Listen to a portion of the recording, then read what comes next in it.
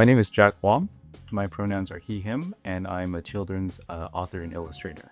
The author and the illustrator, I always just assumed they were separate, and you do both. Like, how does that play into the process for you?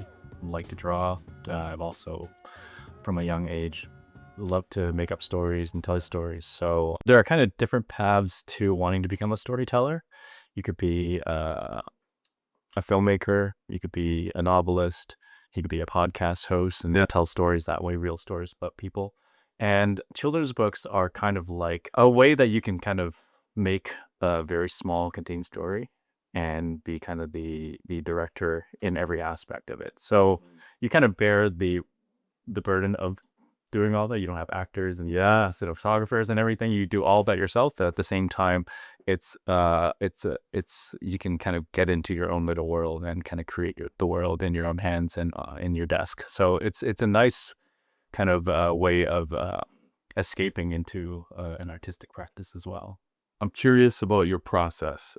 Do you start physical with the hand stuff and then get into like a program and start manipulating things digitally? How does your process work for you? That's an interesting question, because a lot of it happens, as you can see on the walls here, on paper with some paint or pastel. Yeah. But there's a lot of digital manipulation that happens afterwards. A lot of collaging, a lot of correcting mistakes. Yeah, or swapping out one face from right now there when it doesn't look quite right. Whenever I look at a children's book, I flip to that page and I want to see how the artist made that work. So sometimes it's like you see, it's like, I can't even figure out how they drew this picture. We talked about the idea of shooting and repetition being meditative. Does that impact your creative process at all? Yeah, so you and I both are big basketball fans and, going to the court and shooting. I was telling you before that part of what I like is the way that practicing a shot is like a golf swing. Yeah, I do that to be meditative rather than to go into a game and a competitive aspect. Some days I'll come back to the studio after being frustrated by painting and be like, oh, like something about basketball helped me, figure out what to do next. Not figure out how to draw, but figure out, okay, maybe my next step is to draw this picture again. My next step is to, do this. That just opens doors.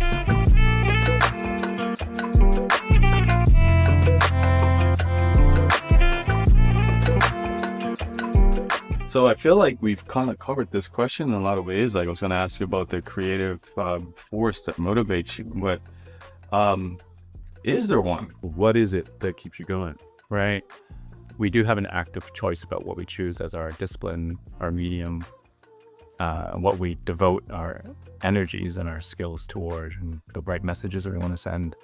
And what really excites me about children's books is that I'd like to think of it as possibly providing a younger person, a young reader, like a first formative, like seminal aesthetic experience. It might be the first time that they've seen a painting that like made them feel a certain way. What does having this award mean to you? Mm-hmm. One of the things that's meaningful about the award is that it's an emerging artist award. Because when I graduated from art school, I didn't go directly into the arts. I spent a lot of time doing other things, thinking not to pursue art as a career. And then once I started thinking about it, still kind of finding my voice and my path. And the Emerging Artist Award and the way that it's not specific to age or doesn't follow a specific timeline. You don't have to be on a certain pace to hit your marks. I just felt like that award category expresses an act of patience towards artists who are still finding their way. Yeah. It's almost like the award is saying, you can be lost in the desert. You can kind of be the prodigal child and kind of take time finding your way.